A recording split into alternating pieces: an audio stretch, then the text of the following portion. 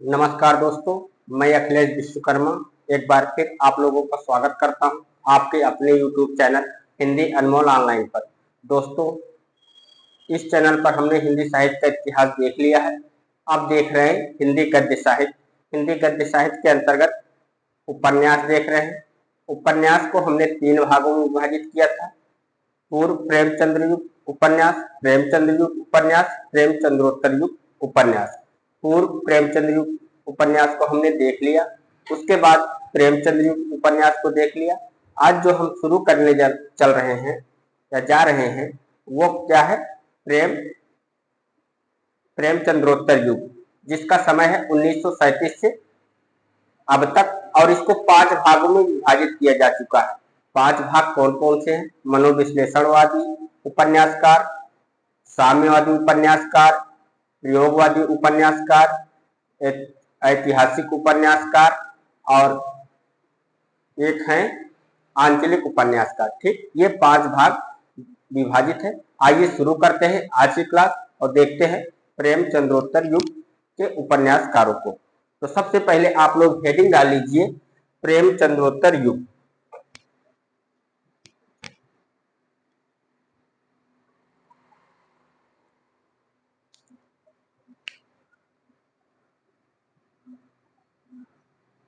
प्रेमचंद्रोत्तर युग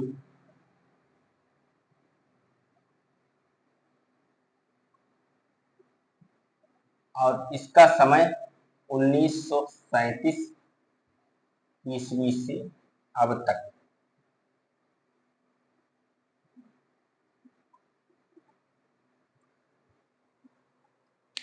इसको हम 5 भागों में विभाजित किए थे।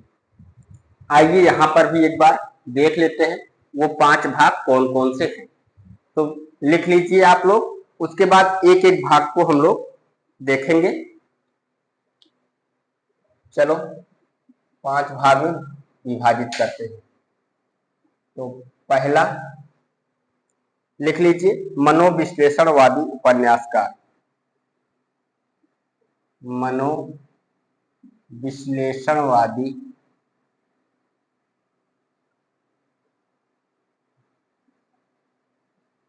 मनोविश्लेषणवादी उपन्यासकार।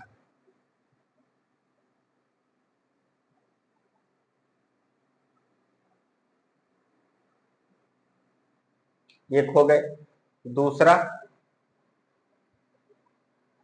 दूसरे की बात करें तो कौन है? साम्यवादी या प्रगतिवादी। साम्यवादी या प्रगतिवादी।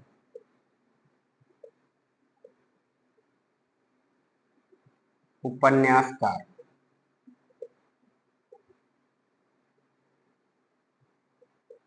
दो विभाजन हो गए। तीसरा क्या है? तीसरा लिखिए ऐतिहासिक या व्यक्तिवादी उपन्यासकार। ऐतिहासिक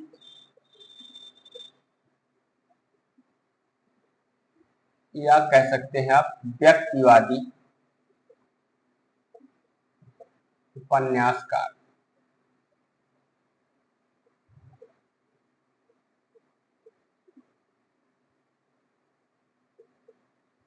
ये 3। चलिए 4 नंबर देखते हैं। 4 नंबर की बात करें तो कौन है? आंचलिक उपन्यासकार। आंचलिक उपन्यासकार।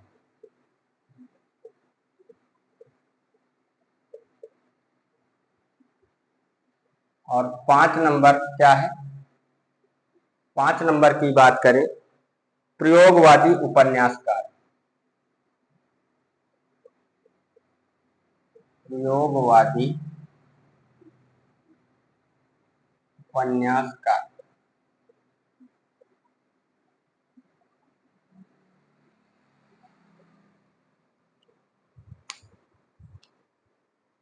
आज का ये पहला पेज है और आज हमने किसको शुरू किया है? प्रेमचंद्रोत्तर युग शुरू किया है, जिसका समय है 1937 ईस्वी से अब तक। और प्रेमचंद्रोत्तर युग को हमने 5 भागों में विभाजित किया है। इनके उपन्यासकारों को 5 भागों में विभाजित कर लिया है। कौन कौन से? मनोविश्लेषणवादी उपन्यासकार, ऐतिहासिक या व्यक्तिवादी उपन्यासकार, साम्यवादी या प्रगतिवादी उपन्यासकार, आंचलिक उपन्यासकार, प्रयोगवादी उपन्यासकार। ये चार्ट आप बना लीजिए। इसी की चार्ट के अनुसार ही हम लोगों को आगे बढ़ना है। ठीक, ये चार्ट आप लोगों ने बना लिया होगा। चलो अब शुरू करते हैं। सबसे पहले देखते हैं मनोविश्लेषणवादी उपन्यासकार। ये बन गया। आइए आगे बढ़ते हैं।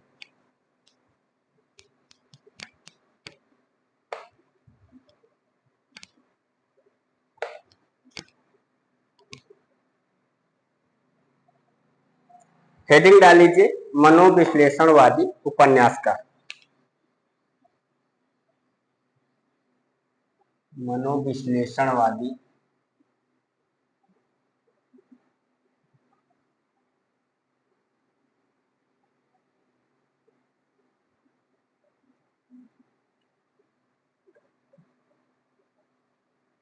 उपन्यासकार।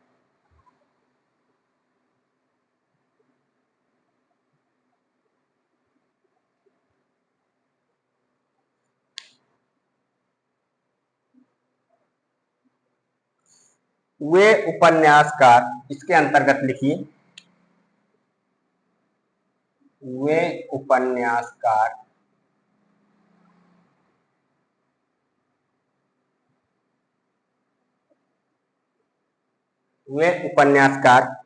जिन्होंने सिगमंड फ्रायड के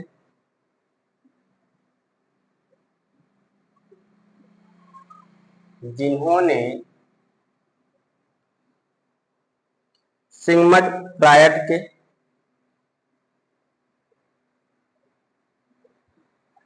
सिगमंड फ्रायड के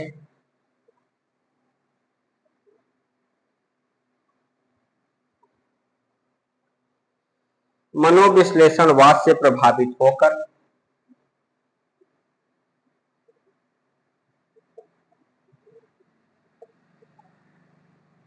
मनोविश्लेषणवाद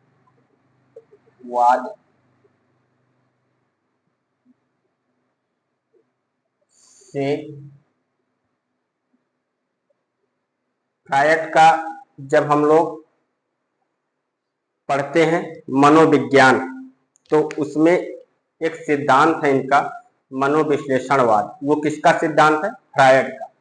उसी से प्रभावित होकर के, देखिए, मनोविश्लेषणवाद से प्रभावित होकर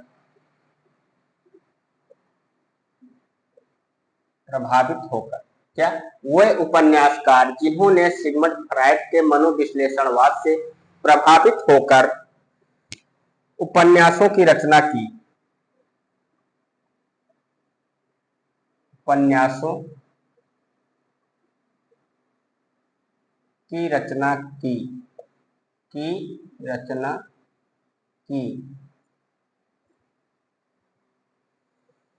उन्हें मनोविश्लेषणवादी उपन्यासकार कहा गया।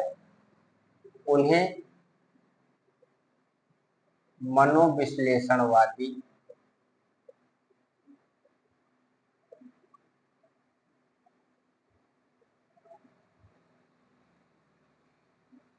मनोविश्लेषणवादी उपन्यासकार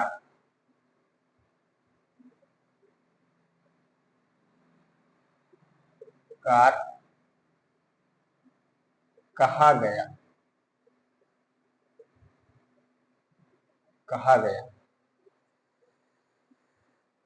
जो निम्नलिखित यहीं पर नाम भी लिख लेते हैं इनका, जो निम्नलिखित है।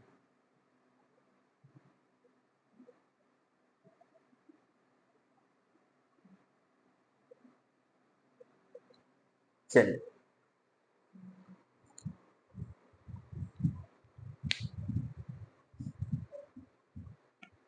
मनोविश्लेषणवादी उपन्यासकार को देख रहे हैं। वो उपन्यासकार जिन्होंने सिगमंड फ्रायड के मनोविश्लेषणवाद से प्रभावित होकर उपन्यासों की रचना की, उन्हें मनोविश्लेषणवादी उपन्यासकार कहा गया, जो निम्नलिखित है। अब कौन कौन है आइए देखते हैं। सबसे पहले ईलाचंद्र जोशी, नंबर 1। नंबर 1 कौन है? ईलाचंद्र जोशी।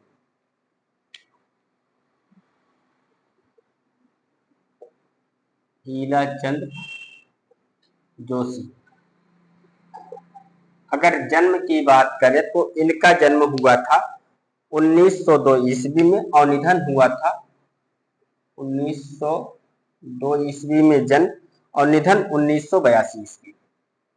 1982 ईस्वी। क्लियर। दूसरे नंबर पर देखें तो कौन आता है? जैनेन्द्र आते हैं।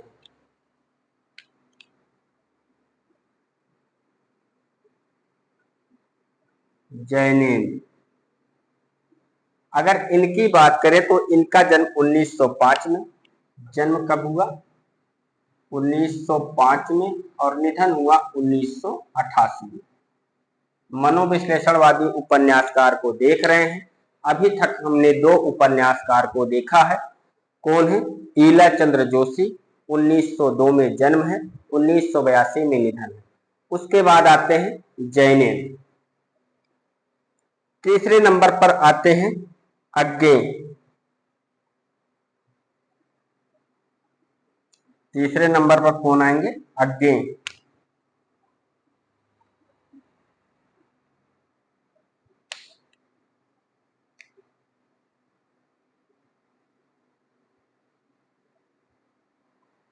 और इनका जन्म आप लोग जानते हैं 1911 में हुआ और निधन 1987 में। 1911 में जन्म और 1987 में निधन हुआ। 4 नंबर पर आएंगे प्रभाकर माचवे। प्रभाकर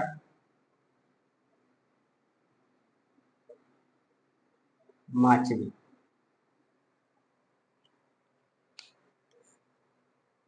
और इनका जन्म हुआ था 1917 में। 1917 में और निधन हुआ 1991 में। ठीक, ये 4 तो हो गए।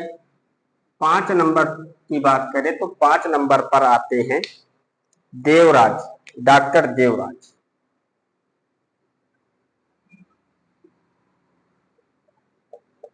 डॉक्टर देवराज। और इनका भी जन्म 1917 में हुआ था और निधन 2000 ईस्वी में। जन्म कब हुआ? 1917 में और निधन हुआ 2000 ईस्वी। 5 लोग को पहले आप याद कर लीजिए। कौन कौन है? ईलाचंद्र जोशी हैं, जैनेन्द्र हैं, अज्ञे हैं, प्रभाकर माचवे हैं, डॉक्टर देवराज। 5 लोग कौन कौन? ईलाचंद्र जोशी, जैनेन्द्र। 5 लोग को याद करना है आपको। ईलाचंद्र जोशी, जैनेन्द्र, अज्ञे, प्रभाकर माचवे, डॉक्टर देवराज। क्रम से याद कर लीजिए। हो सकता है आपसे पूछ ले मनोविश्लेषणवादी उपन्यासकारों का क्रम लगाइए, तो आपको क्रम लगाना होगा, तो आपको क्रम से याद आना चाहिए। ईलाचंद्र जोशी, जैनेन्द्र, अज्ञे, प्रभाकर माचवे, डॉक्टर देवराज। आपसे ये भी पूछ सकता है कि मनोविश्लेषणवादी उपन्यासकार हैं या नहीं है, इसको तो आपको याद करना ही पड़ेगा। 5 हो गए। 6ठे नंबर पर देखिए नरेश मेहता। जो मुख्य है हम उनका नाम लिखवा दे रहे। नरेश मेहता।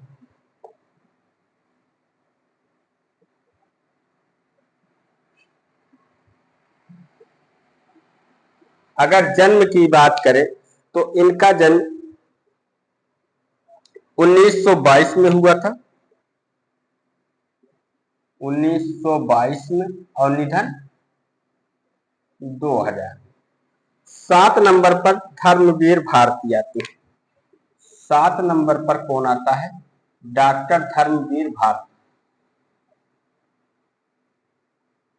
डॉक्टर धर्मवीर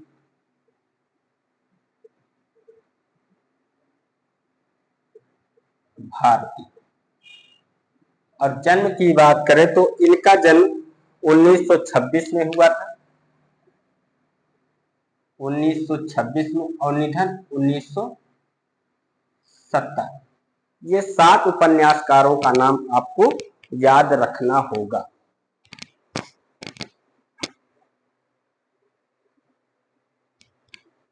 मुख्य उपन्यासकारों का नाम हमने लिख लिया है। आज प्रेमचंद्रोत्तर युग की पहली क्लास है और उपन्यास विधा की 8वीं क्लास, गद्य साहित्य की 8वीं क्लास है और सबसे पहले उपन्यास देख रहे हैं तो ये उपन्यास की भी 8वीं क्लास मानी जाएगी। मनोविश्लेषणवादी उपन्यासकार कौन? ईलाचंद्र जोशी, जैनेन्द्र, अज्ञे, प्रभाकर माचपे, डॉक्टर देवराज, नरेश मेहता, डॉक्टर धर्मवीर भारती। समय के साथ देख लें, ईलाचंद्र जोशी 1902, जैनेन्द्र 1905, अज्ञे 1911, प्रभाकर माचपे 1917। निधन आप नहीं याद कर, निधन अगर आप लोग नहीं याद करोगे तब भी काम चल जाएगा, लेकिन जन्म याद कर लीजिएगा। ईलाचंद्र जोशी 1902, जैनेन्द्र 1905, अज्ञे 1911, प्रभाकर माचपे 1917, डॉक्टर देवराज 1917, नरेश मेहता 1922, डॉक्टर धर्मवीर भारती 1926। और एग्जामिनर को भी पता है कि बच्चे अब जन्म याद करते हैं, निधन नहीं याद करते हैं। हो सकता है एग्जामिनर चालाकी कर दे आपके साथ और पूछ ले कि ईलाचंद्र जोशी का निधन कब हुआ, तब तो ये आपका दुर्भाग्य कहा जाएगा कि आपने इसको नहीं पढ़ा और आपसे ये पूछ लिया। चलो, इतना आप लोगों ने लिख लिया। आइए बढ़ते हैं अब आगे और देखते हैं जैनेन्द्र को। ये मनोविश्लेषणवाद के जनक माने जाते हैं। कौन? जैनेन्द्र। तो सबसे पहले हम किसको देखेंगे? जैनेन्द्र को देखेंगे। कुछ विशेषताएं हैं, देख लिया जाए मनोविश्लेषणवाद उपन्यासकारों के। तो लिख लीजिए, मनोविश्लेषणवादी उपन्यासों की विशेषता।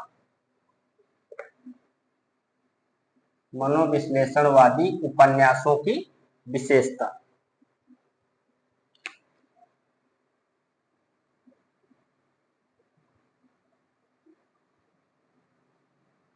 ये वाली हेडिंग डाल लीजिए आप।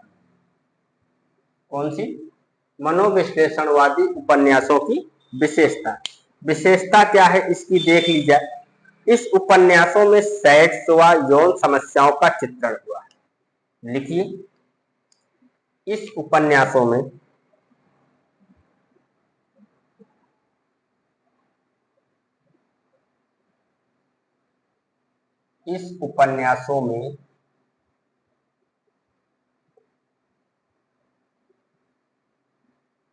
सेक्स व यौन समस्याओं का चित्रण हुआ। यौन समस्याओं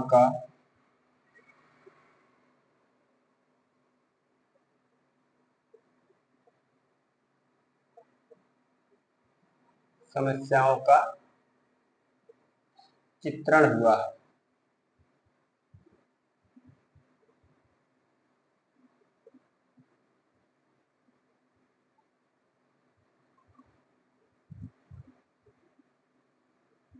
ये तो हो गई इसकी पहली। मनोविश्लेषणवादी जो उपन्यास हैं उनमें सेक्स व यौन समस्याओं का चित्रण देखने को मिलता है। इसके साथ साथ और इसकी विशेषता क्या है? दमित वासना, कुंठा व निराशा का चित्रण भी इसमें देखने को मिलता है। ये तो हो गई इसकी पहली विशेषता। दूसरी विशेषता क्या है? दमित वासना,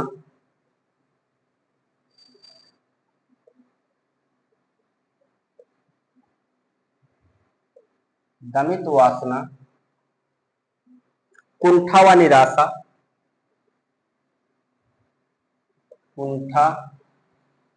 निराशा, अब ऐसे ही प्रश्न पूछता है कि मनोविश्लेषणवादी उपन्यासों की विशेषता है या नहीं। एक विशेषता दूसरे की उठाकर दे देगा और 3 विशेषता इसकी दे देगा।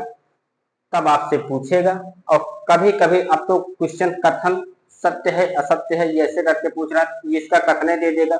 2-3 छांटिए कौन सा कथन असत्य है।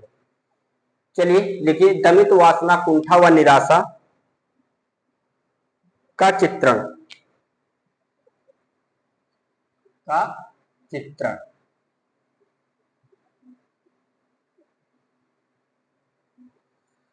सामाजिक जीवन की उपेक्षा।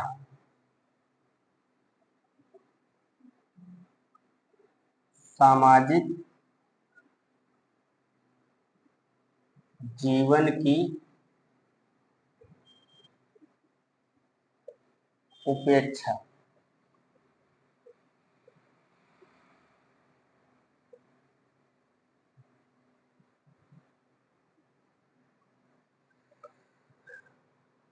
अतिव्यक्तिवादिता।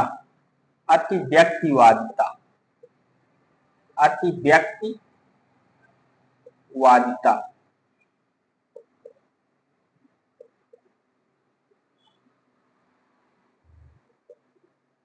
अगला, नायिका प्रधान उपन्यास। नायिका प्रधान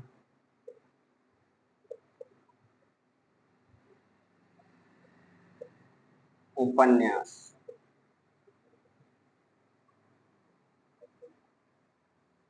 नायिका स्वच्छंद रूप। नायिका का स्वच्छंद रूप में चित्रण। नायिका का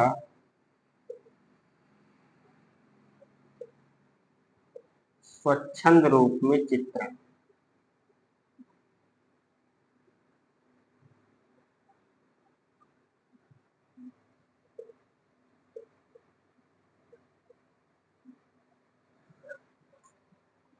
नायक दुर्बल एवं कमजोर।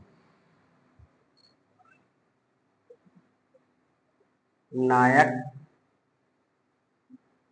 दुर्बल एवं कमजोर।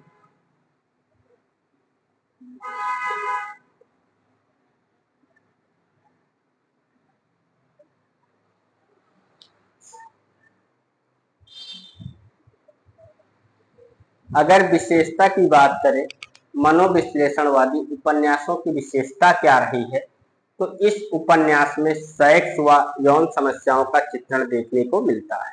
ठीक। दमित वासना, कुंठा व निराशा का भी चित्रण इसमें देखने को आपको मिलता है। सामाजिक जीवन की उपेक्षा की गई है। अतिव्यक्तिवादिता है। नायिका प्रधान उपन्यास है।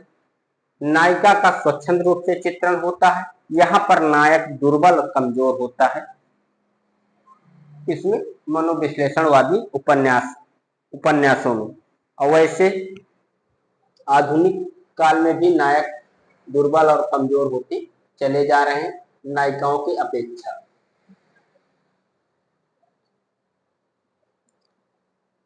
मैं मजाक के तौर पर कह रहा हूं, किसी को बात लग न जाए, कोई शेर बैठा हो और कहे कि मैं कैसे।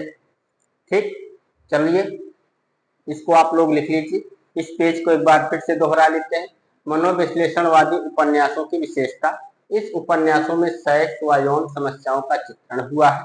दमित वासना, कुंठा व निराशा का चित्रण है।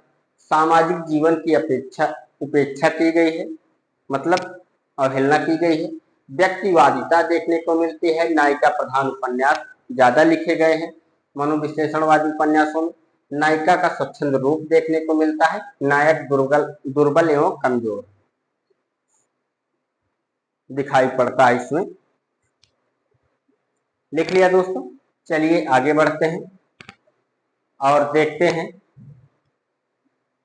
अब उपन्यासकारों को। विशेषता हो गए। अब हेडिंग डाल लीजिए जैनिन। आइए देखते हैं जैनेन्द्र के बारे में और उनके उपन्यासों के बारे में।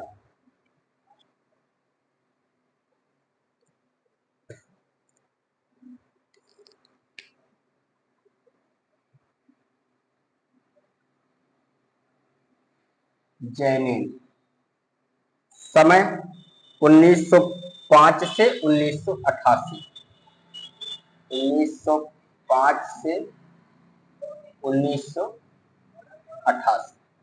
ठीक, जन्म की बात करें, चलिए लिख लीजिए इनका जन्म कहाँ हुआ था।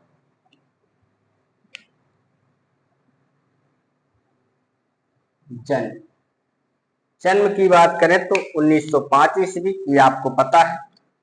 जन्म 1905 ईस्वी कहाँ हुआ था? कौड़ियागंज।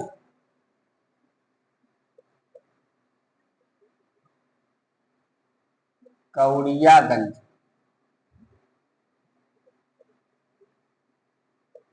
जन्म 1905 ईस्वी, कौड़ियागंज, अलीगढ़, उत्तर प्रदेश। अलीगढ़, उत्तर प्रदेश। और निधन की बात करें तो निधन आप लोग जानते हैं 1988 में हुआ। लिख लीजिए निधन कब हुआ? 1988।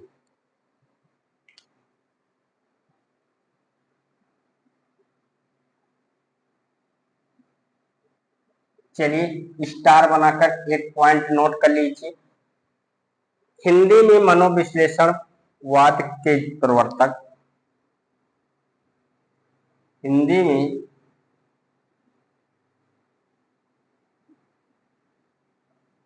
मनोविश्लेषण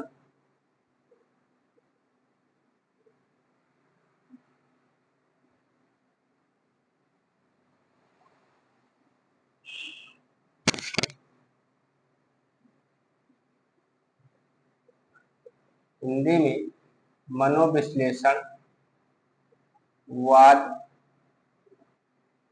के प्रवर्तक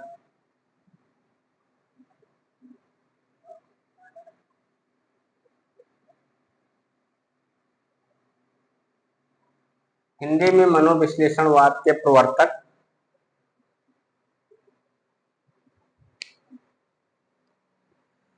जैनेन्द्र हैं। हिंदी में मनोविश्लेषणवाद के प्रवर्तक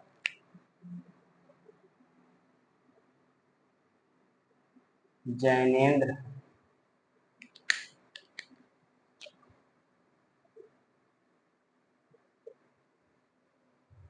मूल नाम इनका आनंदीलाल है। मूल नाम क्या है? आनंदीलाल।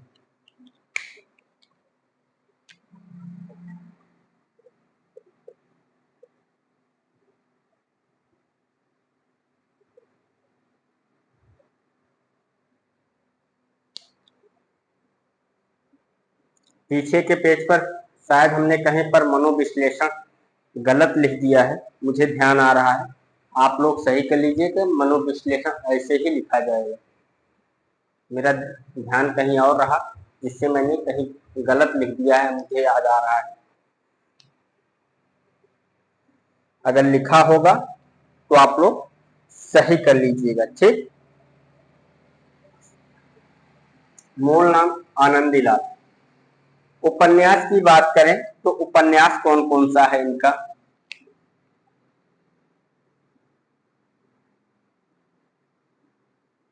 उपन्यास इनका उपन्यास है परख।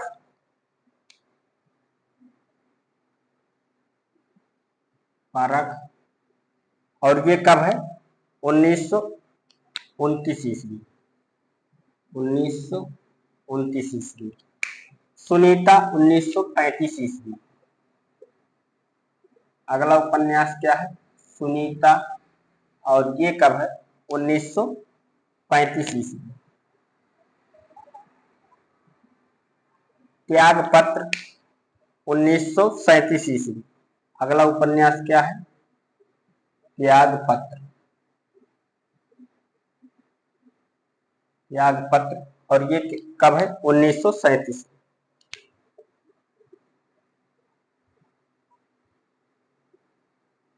कल्याणी 1939 में है। कल्याणी।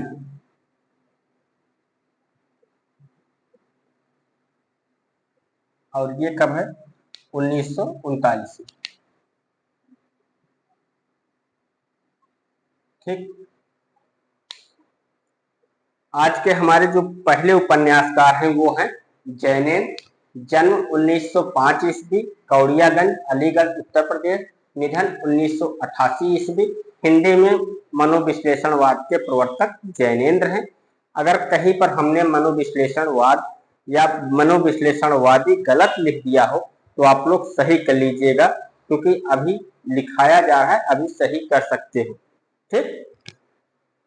कभी कभी ध्यान कहीं और रहता है और हाथ कहीं और चलता रहता है तो गलती हो जाती है।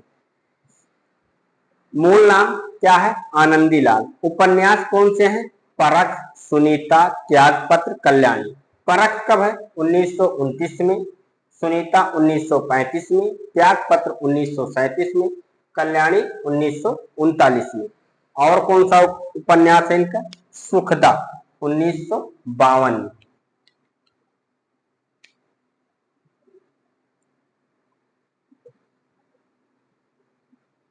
सुखदा, और ये कब है? ये है 1952। सुखदा के बाद बीवर 1900। बीवर कब है? 1953।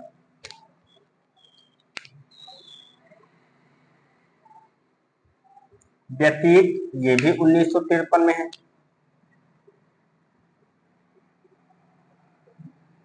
व्यतीत और ये कब है? 1953।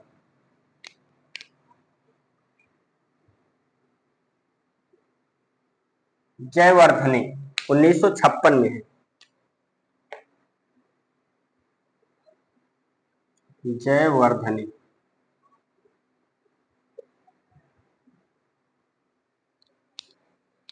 और ये कब है? 1956।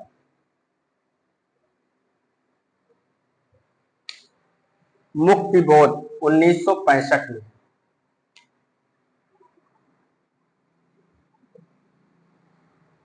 मुक्तिबोध, और ये कब है? 1965 में।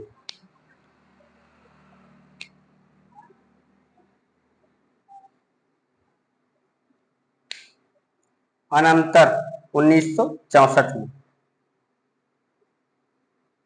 अनंतर कब है? 1964 में। अनंतर 1968।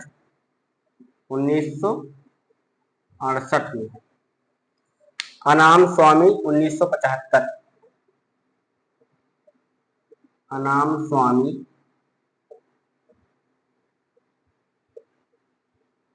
1975 में।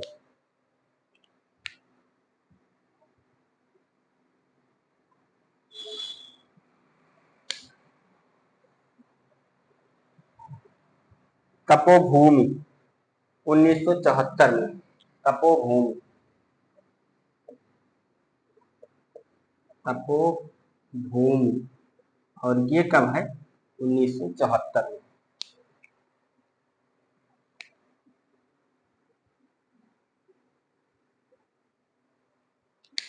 नीलमणि 1975 में। नीलमणि,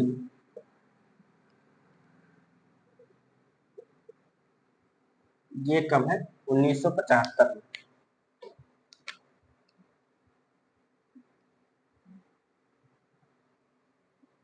दर्शाक 1985।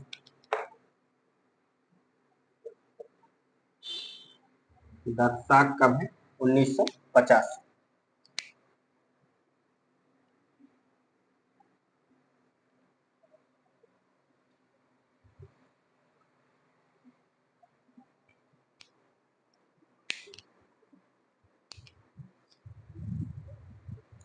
हम किसको देख रहे हैं? हम देख रहे हैं जैनेन्द्र को। जन्म 1905 ईस्वी, कौड़ियागंज, अलीगढ़, उत्तर प्रदेश। निधन 1988 ईस्वी। हिंदी में मनोविश्लेषणवाद के प्रवर्तक कौन है? कौन है? जैनेन्द्र। हिंदी में मनोविश्लेषणवाद के प्रवर्तक कौन है? जैनेन्द्र। मूल नाम आनंदी लाल है। उपन्यास कौन सा है? परख, सुनीता, त्यागपत्र, कल्याणी। कौन? परख, सुनीता, त्यागपत, कल्याणी, सुखदा, विवर्त, व्यतीत, जयवर्धने, मुक्तिबोध, अनंतर, अनाम स्वामी, तपोभूम, नीलमणि, दर्शात। उपन्यास कौन कौन सा है? परख, सुनीता, त्यागपत, कल्याणी, सुखदा, विवर्त, व्यतीत, जयवर्धन, मुक्तिबोध, अनंतर, अनाम स्वामी, तपोभूम, नीलमणि, दर्शात। ये किसके उपन्यास है? ये उपन्यास है जैनेन्द्र के। समय के साथ देखें, परख 1929 ईस्वी, सुनीता 1935 ईस्वी, त्यागपत्र 1937 ईस्वी, कल्याणी 1939 ईस्वी। परख 1929 ईस्वी, सुनीता 1935 ईस्वी, त्यागपत्र 1937 ईस्वी, कल्याणी 1939 ईस्वी। सुखदा 1952 में, विवर्त 1953 में, व्यतीत 1953 में, जयवर्धने 1956 में। सुखदा 1952, विवर्त 1953, व्यतीत 1953, जयवर्धने 1956। मुक्तिबोध 1965, अनंतर 1968, अनाम स्वामी 1975, तपोभूम 1974, नीलमणि 1975, दर्शात 1985। चलिए दोस्तों लिख लीजिए, उसके बाद बढ़ते हैं आगे।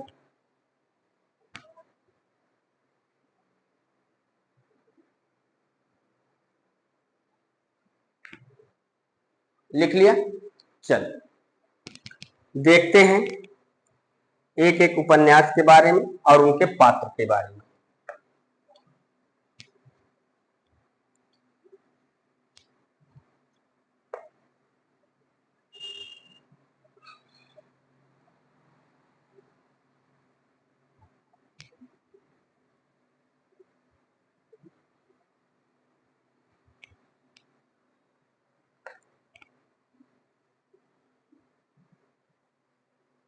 चलिए सबसे पहले देखते हैं परख नंबर 1। परख 1929। इसमें क्या है? इसमें प्रेम व विवाह की समस्या का चित्रण। इसमें प्रेम व विवाह की समस्या का चित्रण।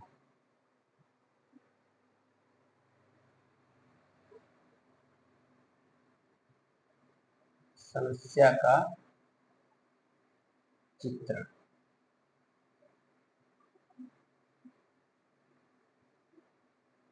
इसमें प्रेम व विवाह की समस्या का चित्रण। पात्र कौन है इसके? पात्र की बात करें तो पात्र कौन है? कट्टो है जो नायिका है इसमें, कट्टो।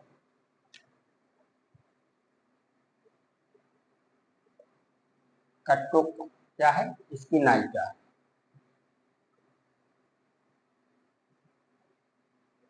इसके अलावा इसमें सत्यधन है, बिहारी है, गरिमा है। सत्यधन, बिहारी, गरिमा, ये इसके पात्र। ठीक। दूसरा उपन्यास है सुनीता 1938 को। दूसरा कौन सा उपन्यास देख रहे हैं? सुनीता। और ये कब है? 1938 में। वर्ण विषय क्या है इसमें? इसमें प्रेम व यौन संबंधों का चित्रण है। इसमें प्रेम व यौन संबंधों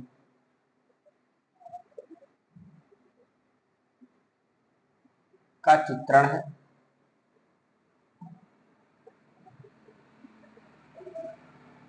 का चित्रण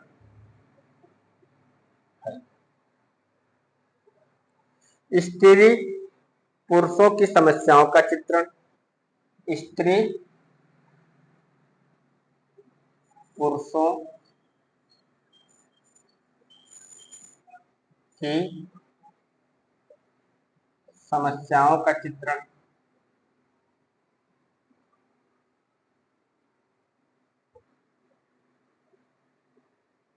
का चित्रण।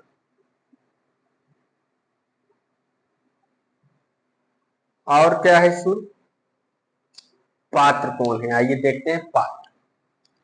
पात्र की बात करें, पात्र कौन कौन है इसमें? इसमें है सुनीता जो नायिका है,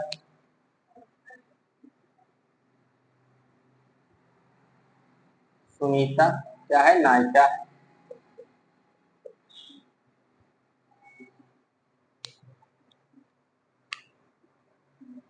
ये क्या है, नायिका है। नायिका का जो पति है उसका क्या नाम है, श्रीकांत। तो श्रीकांत भी इसमें एक पात्र है, लिख लीजिए।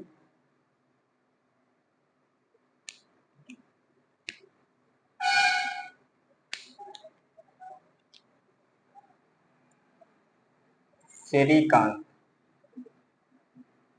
ये कौन है, ये सुनीता का पति है। श्रीकांत कौन है, सुनीता का पति। सुनीता का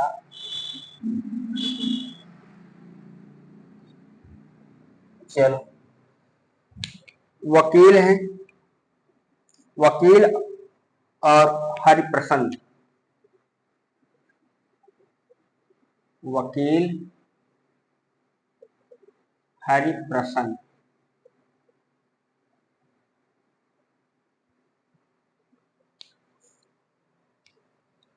क्रांति दल से संबंधित है, लिख लीजिए। क्रांति दल से संबंधित,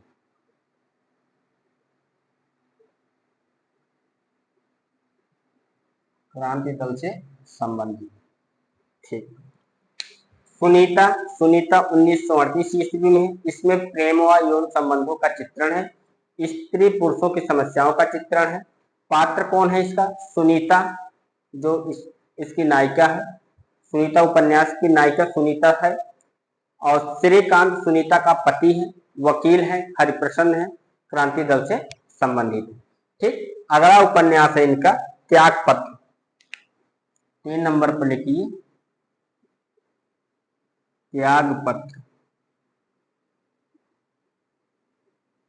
और त्याग पत्र की बात करें तो इसका समय क्या है, 1937। 1937।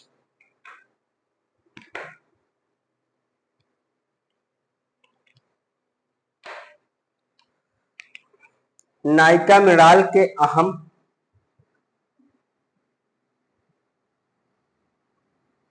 नायिका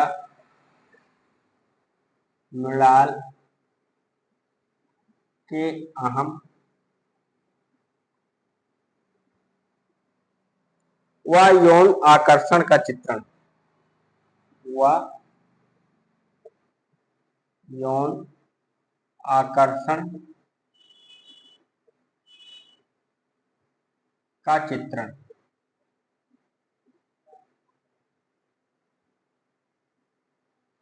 का चित्रण। अंत में पुरुष व्यवस्था के प्रति, अंत में पुरुष व्यवस्था के प्रति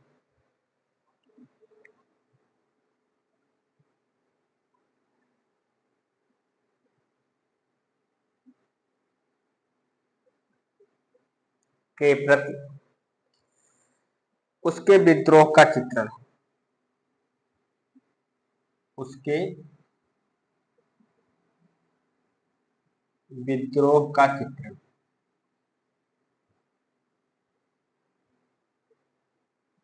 का चित्रण। पात्र की बात करें तो पात्र कौन है इसमें,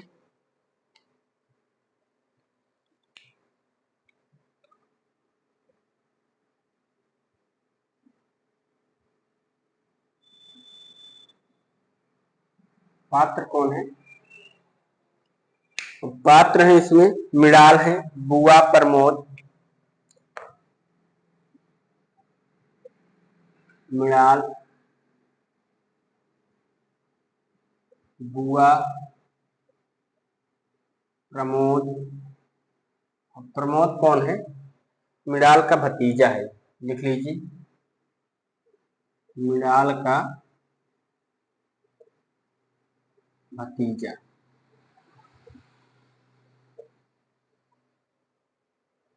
शीला कोयला वाला, शीला है इसमें, और कौन है? कोयला वाला।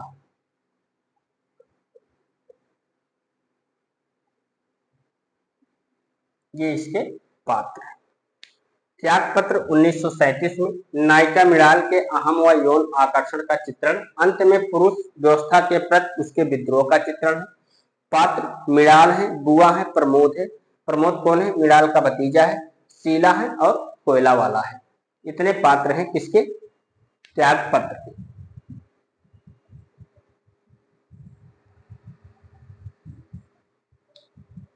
चले अगला देखिए, 4 नंबर पर लिखिए कल्याणी।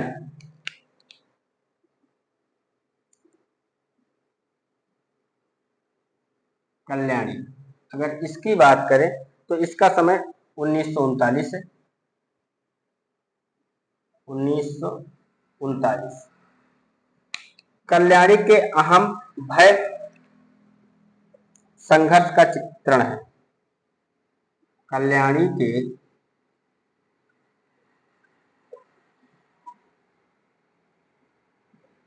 अहम भय संघर्ष का चित्रण है।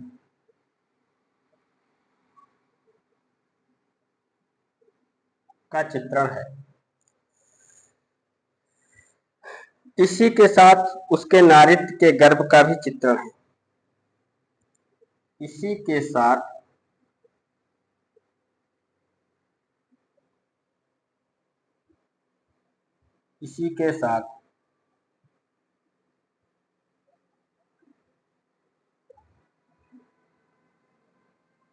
उसके नारित्व के गर्भ का भी चित्रण है। उसके नारित्व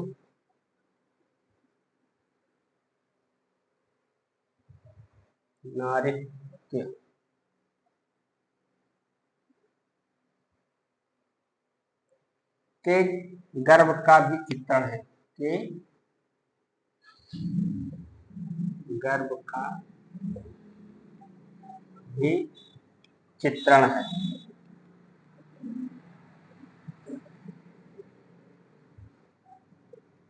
पात्र कौन कौन है? कल्याणी है, डॉक्टर असरानी है। पात्र की बात करें तो पात्र कौन कौन है?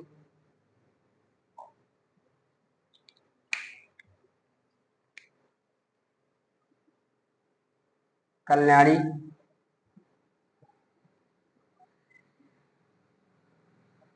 डॉक्टर असरानी,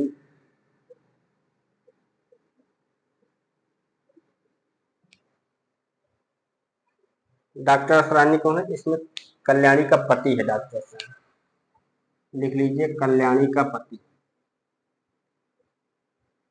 कल्याणी का पति। पाल, पाल है, और ये क्या है? क्रांतिकारी है।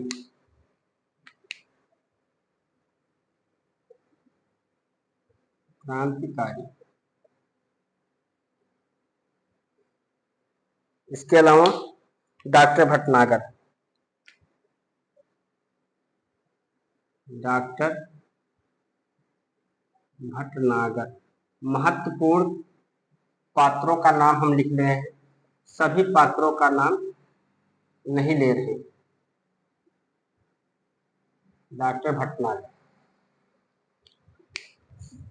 कल्याणी, डॉक्टर असरानी। डॉक्टर असरानी कौन है? कल्याणी का पति है। पाल इसमें क्रांतिकारी है। डॉक्टर भटनागर ये कल्याणी के पात्र हैं। कल्याणी अहम भय संघर्ष का चित्रण है। इसी के साथ उसके नारित्व के गर्व का भी चित्रण देखने को मिलता है। इस पेज पर हमने कितने उपन्यास देखे हैं? 4 उपन्यास देखे। किसके हैं? जैनेन्द्र के। परख को देखा, सुनीता को देखा, त्यागपत्र देखा, कल्याणी देखा। परख 1929 में है। इसमें प्रेम और विवाह की समस्या का चित्रण है। पात्र कौन है? कट्टो परख की नायिका है। सत्यधन है, बिहारी है, गरिमा है। किसके पात्र है? परख के पात्र है। सुनीता की बात करें तो इसमें प्रेम व यौन संबंधों का चित्रण है। स्त्री पुरुषों की समस्याओं का चित्रण है। पात्र कौन है? सुनीता है। सुनीता इसकी नायिका है। श्रीकांत सुनीता का पति है, वकील है। हरिप्रसन्न क्रांतिकारी दल से संबंधित है। त्यागपत्र नायिका मृणाल के अहम व यौन आकर्षण का चित्रण। अंत में पुरुष व्यवस्था के प्रति उसके विद्रोह का चित्रण देखने को मिलता है। इसमें पात्र है मृणाल, बुआ, प्रमोद, मृणाल का भतीजा है प्रमोद, शीला है, कोयला वाला है। कल्याणी कल्याणी अहम भय संघर्ष का चित्रण है इसमें। इसी के साथ उसके नारित्व के गर्व का भी चित्रण इसमें देखने को मिलता है। पात्र है कल्याणी, डॉक्टर असरानी। डॉक्टर असरानी कल्याणी का पति है, पाल क्रांतिकारी है और डॉक्टर भटनागर भी इसके पात्र हैं। दोस्तों आप लोग लिख लीजिए, फिर आप पढ़ते हैं आगे।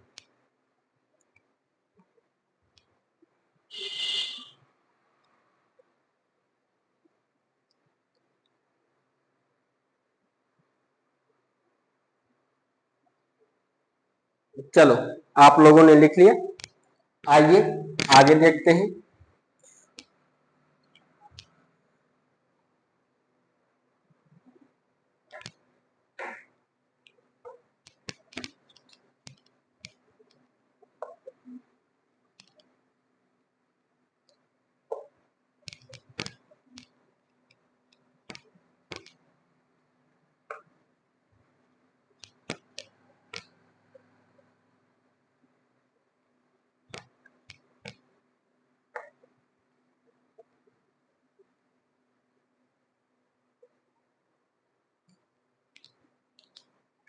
अगला उपन्यास है सुखदा। 5 नंबर पर लिखिए सुखदा। और ये कब है? 1952 में। 1952। इसके बारे में लिखिए। एक कुंठित स्त्री की गाथा। एक कुंठित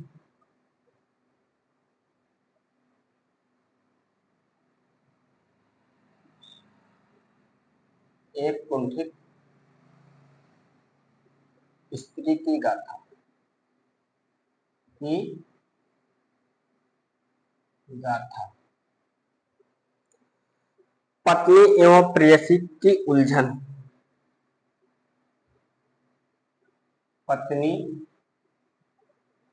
एवं प्रेयसी का मतलब प्रेमिका।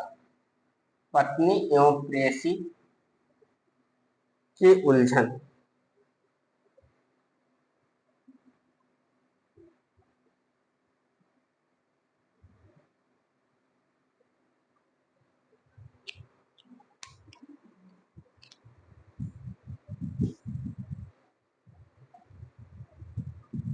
पात्र की बात करें तो पात्र कौन है इसमें?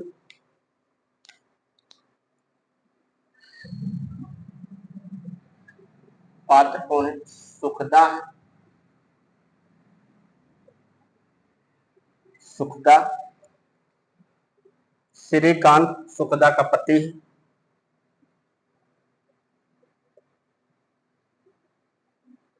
श्रीकांत ये कौन है? सुखदा का पति।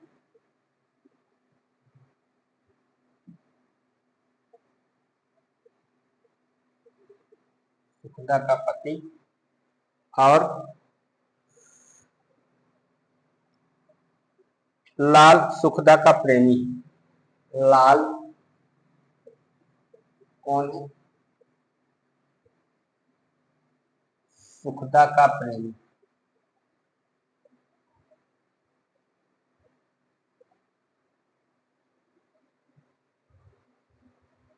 हरीश है इसमें।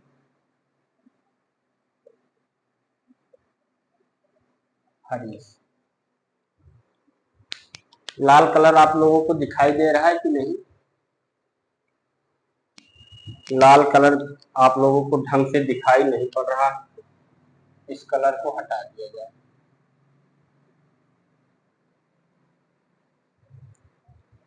ठीक, चलो इसको आप लोग लिख लीजिएगा। सुखदा 1952 एक कुंठित स्त्री की गाथा है। पत्नी एवं प्रेयसी की उलझन का चित्रण इसमें किया गया है। पात्र सुखदा है, श्रीकांत सुखदा का पति है, लाल सुखदा का प्रेमी और हरीश ये इसके मुख्य पात्र हैं। अगला उपन्यास है बीवर।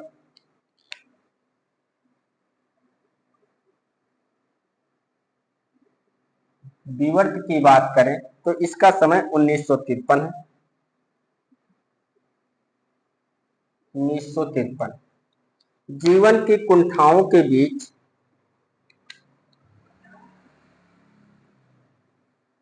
जीवन की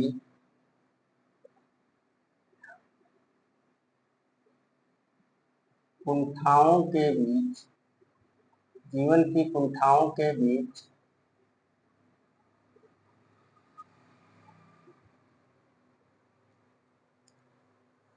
रास्ता बनाते हुए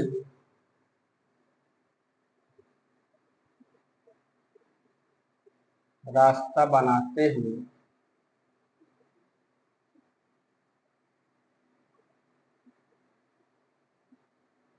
जीवन के कुंठाओं के बीच रास्ता बनाते हुए एक संघर्षशील मानव का चित्रण है। एक संघर्षशील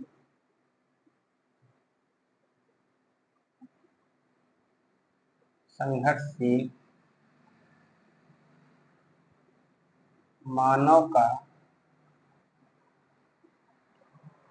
चित्रण है।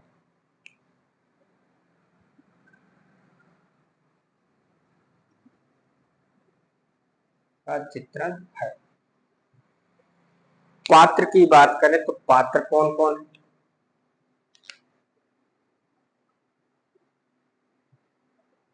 पात्र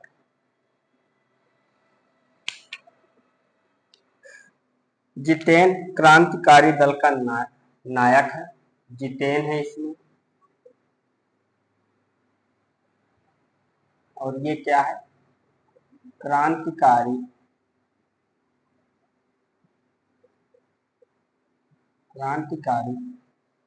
दल का नायक।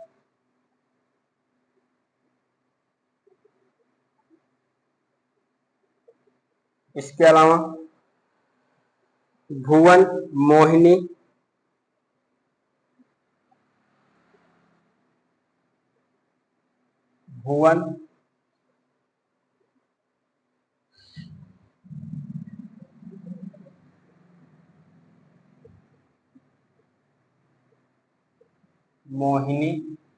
मोहिनी कौन है? जितेंद्र की पूर्व प्रेमिका है मोहिनी। नरेश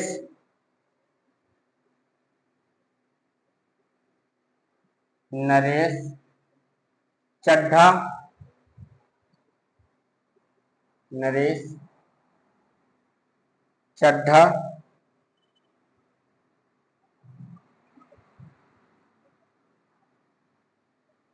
और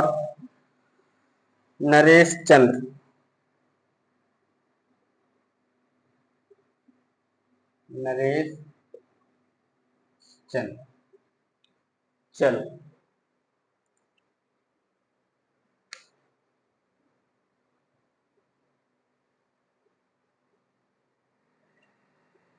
चड्ढा इसमें एसपी हैं और नरेश इसमें बैरिस्टर है। विवरण नहीं लिखवा रहे हैं, आपको पात्र बता दे रहे हैं, लिख लीजिए पात्र को। जितेंद्र क्रांतिकारी दल का नायक है। भुवन मोहिनी नरेश चड्ढा नरेश।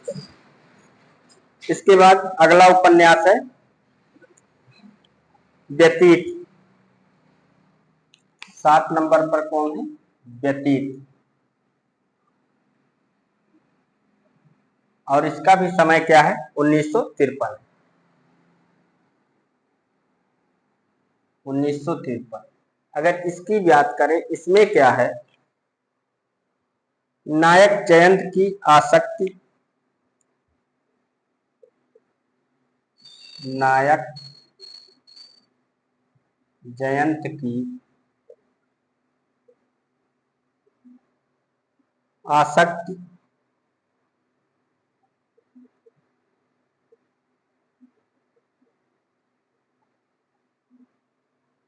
नायिका अनीता का अपराध,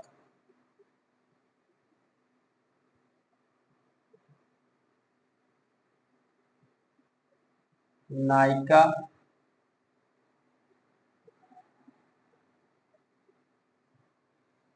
अनीता का अपराध। उपन्यास में अनीता का नाम ऐसे ही लिखा गया है, तो आप लोग ऐसे ही लिख लीजिए, नायिका अनीता का अपराध। उपन्यासकार ने अनीता ऐसे ही लिखा है, तो आप लोग भी ऐसे लिखिएगा, अनीता का अपराध।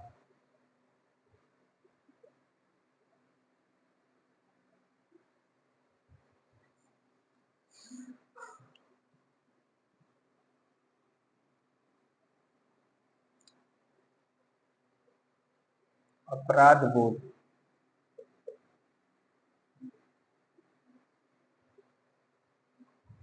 एवं नायक द्वारा, एवं नायक द्वारा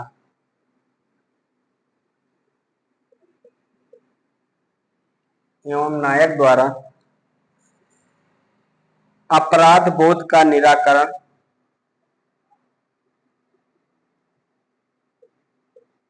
अपराध बोध का निराकरण,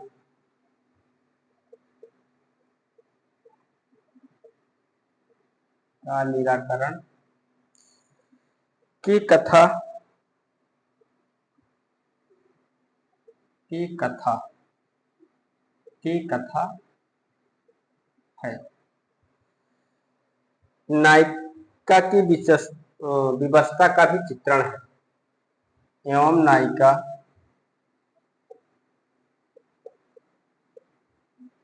की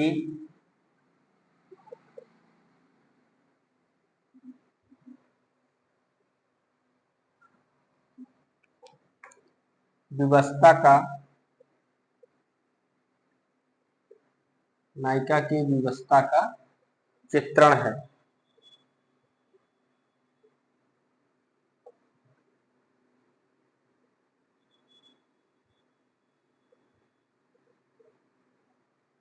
चलिए पात्र देखते हैं, इसके पात्र कौन कौन से हैं, आइए देखते हैं। पात्र,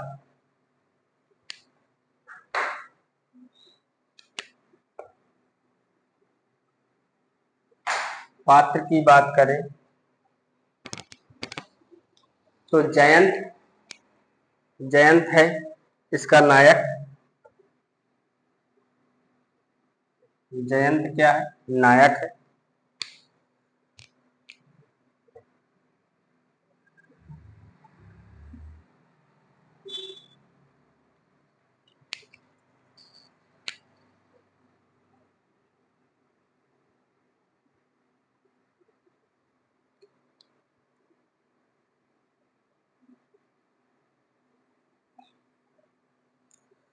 जयंत नायक, अनीता नायिका है। अनीता क्या है, नायिका है। इसके अलावा मिस्टर पुरी है, मिस्टर पुरी।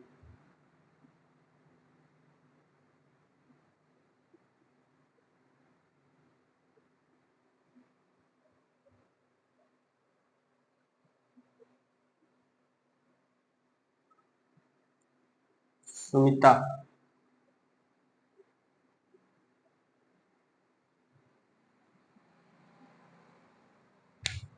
ये इसके पात्र हैं। व्यतीत, नायक जयंत की आसक्ति, नायिका अनीता का अपराध बोध एवं नायक द्वारा अपराध बोध का निराकरण की कथा है, एवं नायिका की विवशता का चित्रण है। पात्र जयंत है, अनीता है, मिस्टर पुरी है, सुमिता है। ठीक,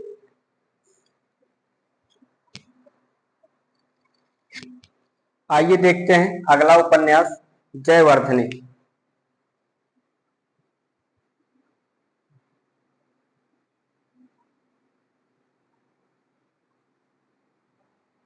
इसका समय क्या है? इसका समय है 1956। इसके बारे में बात करें, राजनीति, राष्ट्रवाद, राजनीति, राष्ट्रवाद एवं मानवतावाद का चित्रण, एवं मानवतावाद का चित्रण।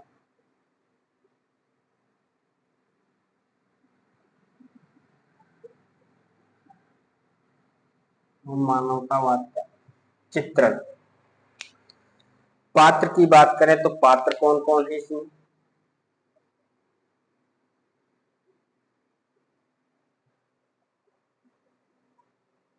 जयवर्धने इसका पात्र है, ईला है, जयवर्धने,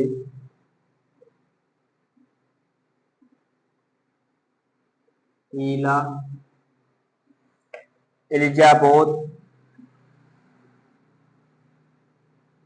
एलिजाबोध,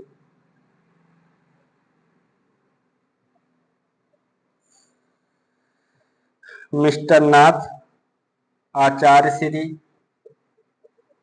मिस्टर नाथ, आचार्य श्री,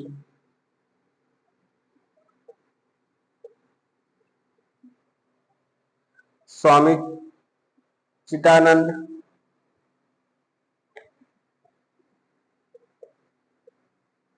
स्वामी चिदानंद और इंद्रमोहन।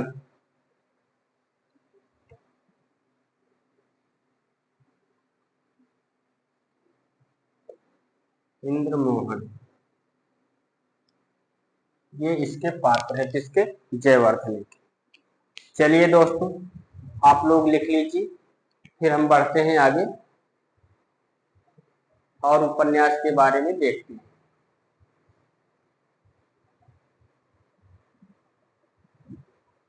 आइए इस उपन्यास को एक बार दोहरा लेते हैं, इस पेज को एक बार से रिपीट कर लेते हैं।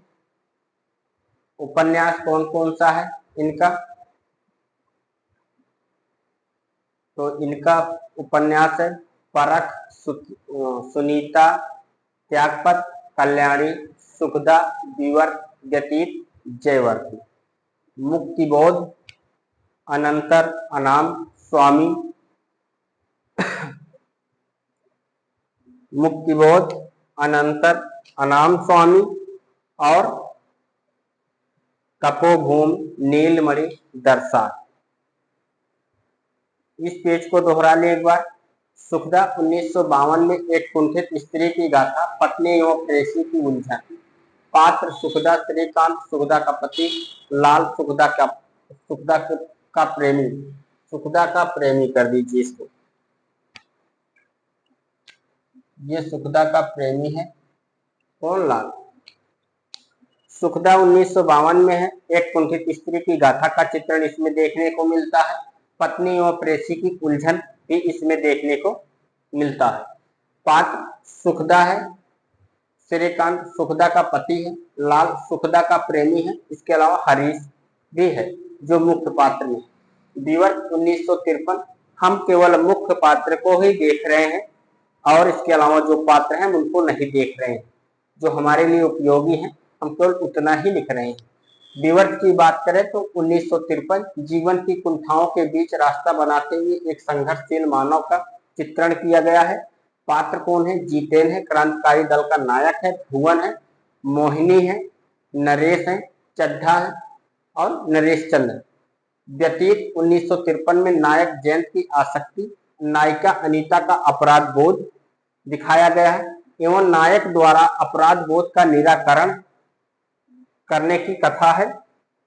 नायिका की व्यवस्था का भी चित्रण इसमें देखने को मिलती है। पात्र कौन है? जयंत इसका नायक है, अनीता नायिका है, मिस्टर पुरी है, सुमिता है। जयवर्धने की बात करें 1956 में राजनीतिक राष्ट्रवाद व मानवतावाद का चित्रण देखने को मिलता है इस उपन्यास में। पात्र जयवर्धने है, ईला है, एलिजाबेथ है, मिस्टर नाथ है, आचार्य श्री है, स्वामी चिंतानंद है और इंद्र मोहन। इतना आप लोग लिख लीजिए, फिर देखते हैं आगे।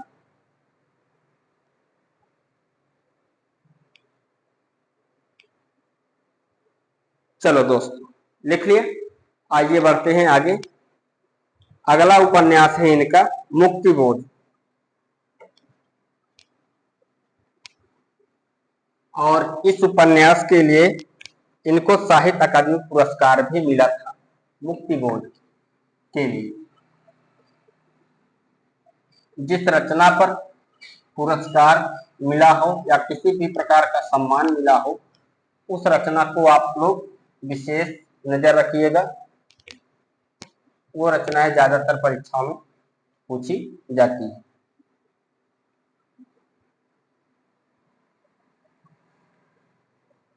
मुक्तिबोध कब है? 1965।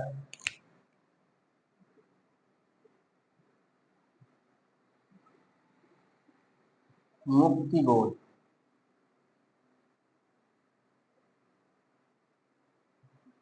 1965।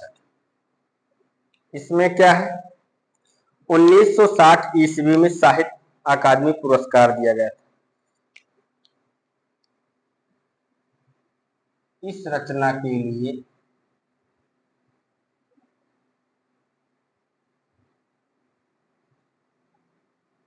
आप लिखना चाहते तो लिख लीजिए, इस उपन्यास के लिए, इस रचना के लिए 1960 ईस्वी में 1960 ईस्वी में साहित्य अकादमी पुरस्कार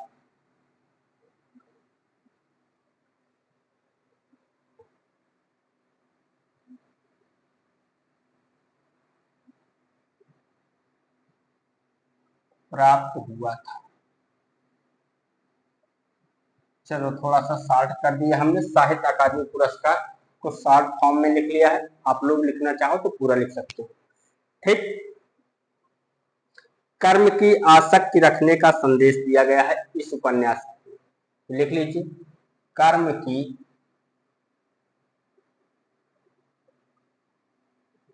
आसक्ति रखने का संदेश।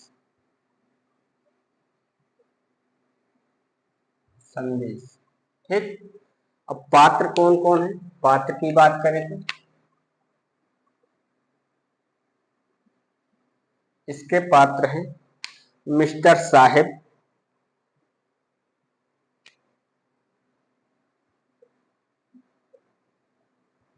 मिस्टर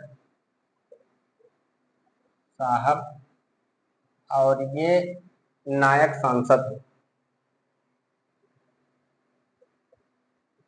नायक सांसद।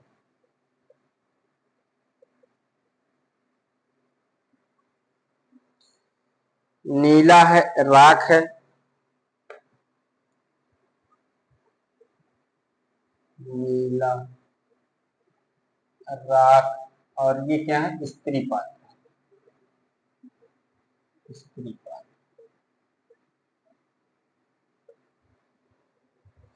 ठाकुर, महादेव सिंह, ये दो पात्र और है, लिख लीजिए। ठाकुर, महादेव सिंह। ठाकुर अलग है, महादेव सिंह अलग। ठीक। मुक्तिबोध 1965 में, इस रचना के लिए 1960 ईस्वी में साहित्य अकादमी पुरस्कार प्राप्त हुआ था। कर्म की आसक्ति रखने का संदेश है इसमें, रखने का संदेश।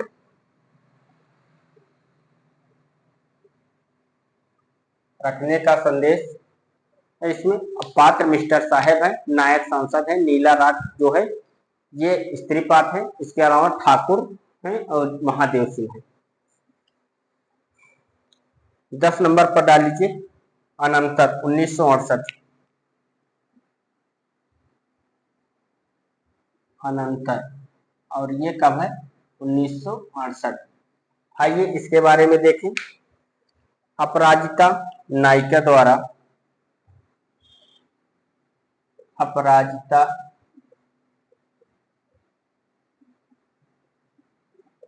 क्या है? ये नायिका है। अपराजिता नायिका द्वारा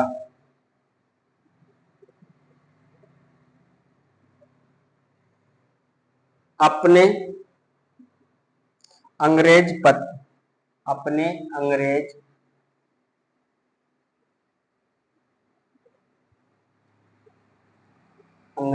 पति चार्ल्स को तलाक देकर, को तलाक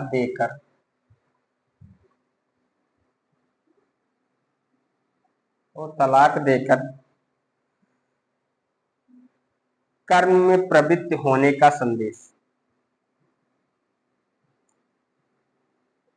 कर्म में प्रवृत्त होने का संदेश। अनंतर 1968 में है। अपराजिता नायिका द्वारा अपने अंग्रेज पति चार्ल्स को तलाक देकर कर्म में प्रवृत्त होने का संदेश किसमें है? अनंतर में है। अगला है अनाम स्वामी। अनाम स्वामी, अगर इसकी बात करें, नई एवं पुरानी पीढ़ियों की टकराहट का चित्रण देखने को मिलता है। नई एवं पुरानी पीढ़ियों, नई एवं पुरानी पीढ़ियों की टकराहट का चित्रण, की टकराहट का चित्रण,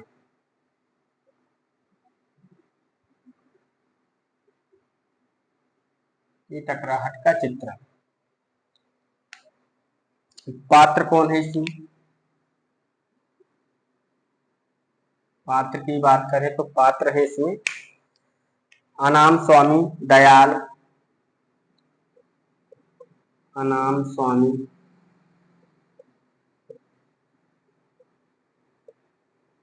दयाल, उदिता वसुंधरा, उदिता वसुंधरा और शंकर, ये इसके पात्र है। अनाम स्वामी में क्या है? नई एवं पुरानी पीढ़ियों की टकराहट का चित्रण देखने को मिलता है। पात्र कौन है? अनाम स्वामी है, दयाल है, उदिता है, वसुंधरा है, शंकर है। अगला उपन्यास है दर्शात।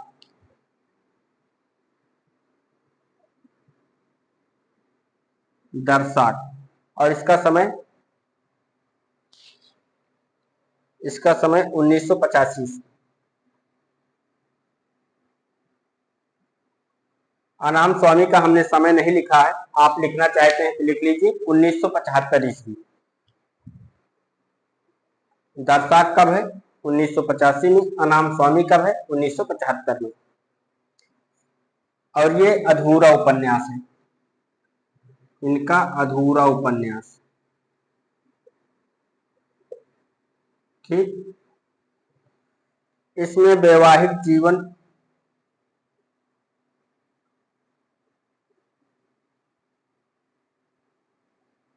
इसके अंतर्गत लिखी, इसमें वैवाहिक जीवन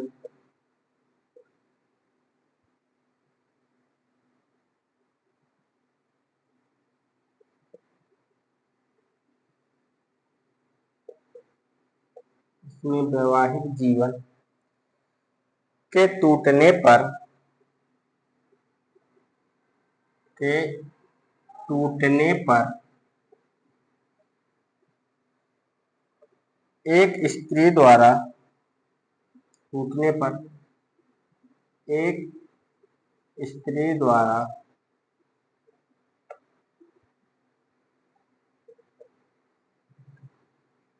वैश्या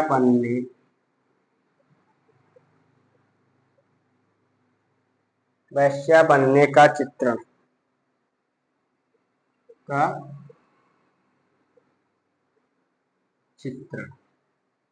दरसाक 1985 में। ये अधूरा उपन्यास है।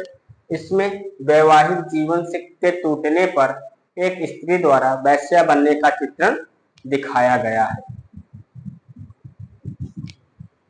चलिए दोस्तों, एक बार इस पेज को रिपीट कर लेते हैं, फिर बढ़ते हैं आगे। इस पेज पर हमने क्या देखा? मुक्तिबोध 1965 में है। इस रचना के लिए 1960 ईस्वी में साहित्य अकादमी पुरस्कार प्राप्त हुआ था। किसको? जैनेन्द्र जी को। कर्म की आसक्ति रखने का संदेश इस उपन्यास में देखने को मिलता है। पात्र कौन है? मिस्टर साहेब है, नायक है मिस्टर साहेब। नीला राख स्त्री पात्र, नीला अलग है, राख अलग है। तो नीला राख जो है क्या है?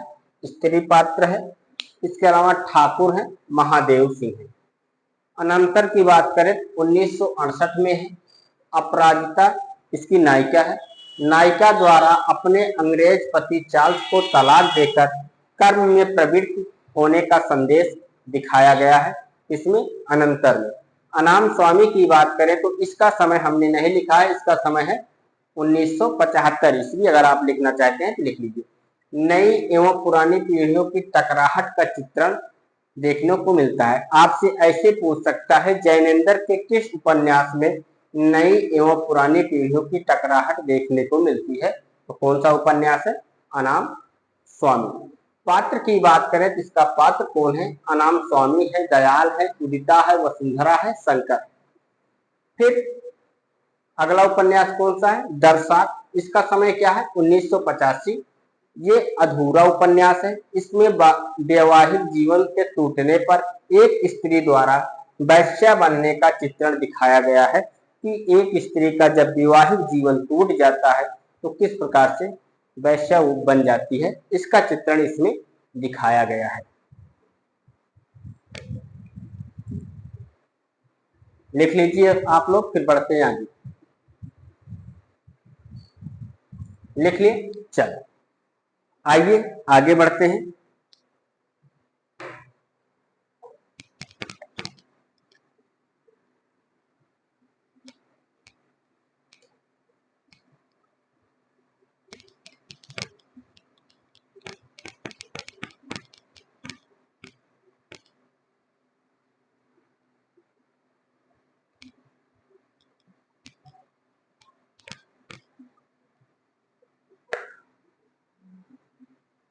तो यहाँ पर जैनेन्द्र का उपन्यास समाप्त होता है।